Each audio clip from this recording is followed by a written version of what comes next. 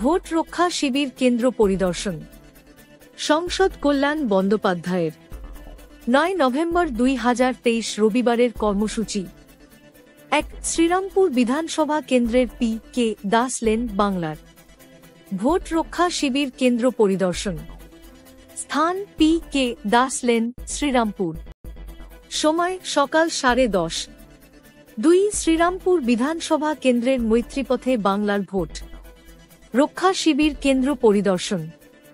স্থান মৈত্রীপথ, রিষ্টা। সময় সকাল 11। ৩. উত্তরপাড়া বিধানসভা কেন্দ্রের কোন্নগর শহরের ৬ নং ওয়ার্ডের বাংলার ভোট রক্ষা শিবির ক্যাম্প পরিদর্শন।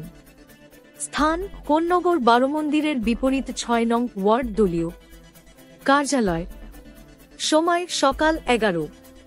৪. উত্তরপাড়া বিধানসভা কেন্দ্রের যুদ্ধকক্ষের উদ্বোধন। স্থান উত্তরপাড়া পৌরসভার সম্মুখে। সময় দুপুর 12:00।